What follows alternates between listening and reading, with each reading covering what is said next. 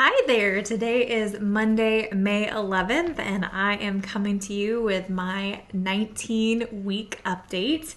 Feels crazy to say that because 19 weeks is about halfway through pregnancy, and it kind of shocks me that we're already to this point. And you feel like 9 months is such a long time, but once you're actually in your pregnancy, it's incredible how quickly it goes by.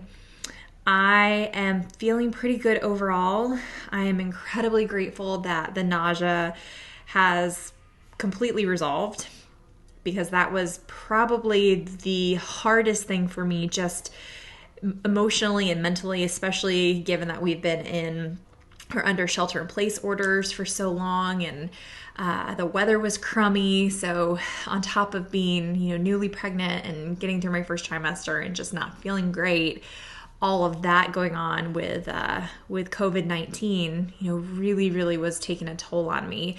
So to not have to deal with the nausea has been amazing. I also am not really dealing with a lot of indigestion anymore, which has been really great. And hopefully we'll not have to deal with that for the rest of this pregnancy. Although sometimes at the end, as your belly gets really big, that can definitely be a challenge.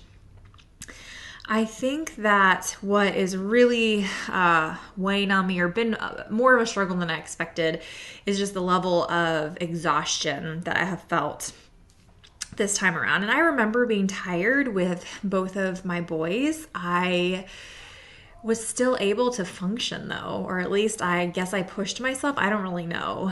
But this time just feels really different in my level of energy. One thing that was really helpful that I did over the last 2 weeks is I wore a continuous glucose monitor and was able to track my blood sugar and see that in general, my blood sugar runs pretty darn low. And if your blood sugar is low, you're definitely not going to have a lot of extra energy to want to work out or move.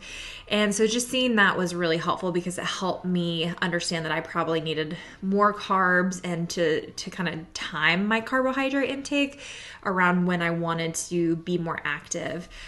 So I really appreciated that data, and I will be making a longer video just going into all of the details of that and what I learned. So be sure to watch out for that. I love getting to use my pregnancies as a learning and growing experience. And what I have found is that each one has been so different. So like I mentioned, this one, I feel like I am so much more exhausted than I was with the others. And that has been really surprising. But overall, I'm feeling really good. I got a good workout in today. It's the first time that I've really put any weight on a bar, and I squatted, and that felt pretty good, but I just took it really slow, and my focus is really just trying to incorporate some kind of movement every day, whether that is just a little bit of mobility or walking, or if I feel like putting some weight on the bar and moving that around. So just constantly trying to check in and tune in with what my body is asking of me. But in general, it's asking me to rest a lot more than I would probably prefer. But I'm just trying to honor that and honor this season. This week is going to be exciting. On Wednesday, we have our anatomy scan, which is the ultrasound where you get to check on baby's development, make sure the heart and the kidneys are developing appropriately, and the spine, and then we will confirm baby's gender. So if you remember from my video several weeks ago, I took a sneak peek test, which is a blood test that looks for the presence of a Y chromosome in mom's blood. And if it's there, it means you have a boy. And if it's not, it means you have a little girl. So of course, the Y chromosome was detected. And I was incredibly surprised by that. And I think everybody that is in my family is surprised by that. All of us have been feeling like this was a little girl.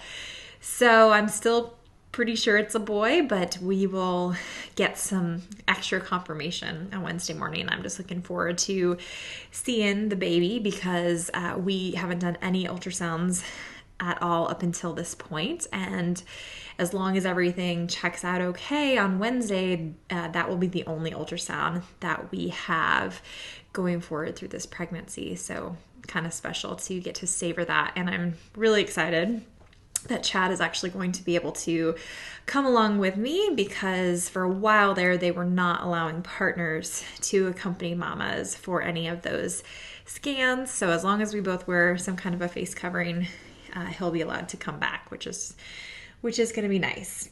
Other than that, the weather has been crazy here in Tennessee. Last weekend, it was in the high 80s and we got in the pool. This weekend, it was at least sunny, but it was in like the 50s and 60s, so definitely not pool weather. So I'm hoping that it heats up significantly so that we can start swimming, because that's something I definitely want to incorporate into my routine. Plus, it's great for my boys because they get really tired and then they want to take naps with mom or go to sleep early, which is ideal. At this point, I have not really done a lot to prepare for baby in the way of like getting stuff. Probably will leave that till a little bit later on. I'm not super worried. I like to keep it pretty basic as far as baby supplies, but I'm starting to kind of think about maybe more of the big ticket items that I might want to purchase. We already have a stroller, we have a car seat, so lucky to have that stuff. But kind of deciding if we're gonna get anything else for this baby, maybe a new carrier. So it'll be fun to start to get to shop for him or her, probably him, and just start to nest a little more and prepare to be a mama of 3. So that's my update for this week, and I look forward to sharing more next week.